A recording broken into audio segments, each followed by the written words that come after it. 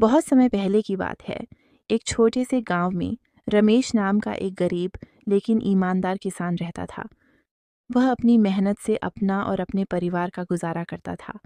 परंतु गांव का साहूकार लक्ष्मीचंद बहुत लालची था और हमेशा गांव वालों को ऊंची ब्याज दर पर कर्ज देकर उनका शोषण करता था। एक साल गांव में बारिश कम हुई, जिससे फसल खराब हो गई।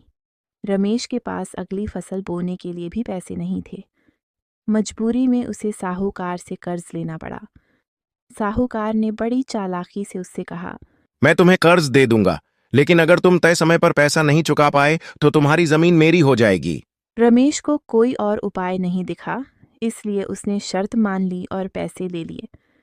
समय बीतता गया, लेकिन मौसम फिर से खराब हो गया, जिससे रमेश की फसल अच्छी नहीं हुई। जब कर्ज चुकाने का समय आया तो रमेश ने साहूकार से थोड़ी मोहलत मांगी, लेकिन लक्ष्मीचंद तो पहले से ही उसकी जमीन हड़पने की योजना बना चुका था। अगर तुम अपना कर्ज नहीं चुका सकते तो मेरे पास एक और प्रस्ताव है। हम दोनों गांव के चौक में एक शर्त लगाएंगे। अगर तुम मेरी पहेली हल कर लोगे तो तुम्हारा कर्ज माफ, लेकिन अगर नहीं कर पाए तो तुम्हें अपनी जमीन मुझे देनी होगी। रमेश जानता था कि साहूकार चालाक है, लेकिन उसके पास कोई और चारा नहीं था, इसलिए उसने शर्त मान ली। अगले दिन पूरे गांव के लोग चौक पर इकट्ठा हुए। साहूकार मुस्कुराया और बोला, अगर तुम इस सवाल का जवाब दे दो तो तुम्हारा कर्ज माफ। सवाल यह है, ऐसी कौन सी चीज है जो जितनी बांटी जाती है उतनी ही बढ़ती जाती है? रमेश कुछ देर सोचता है और मुस्कुराते हुए उत्तर देता है, ज्ञान और प्रेम। साहूकार चौंक गया। यह उत्तर उसने सोचा ही नहीं था। गांव वालों ने भी तालियां बजाईं। अब रमेश ने कहा, अब मेरी भी एक शर्त है। अगर तुम मेरा सवाल हल कर लो तो मैं तुम्हें अपनी जमीन दे दूंगा, लेकिन अगर तुम हार गए तो पूरे गांव का कर्ज माफ करोगे।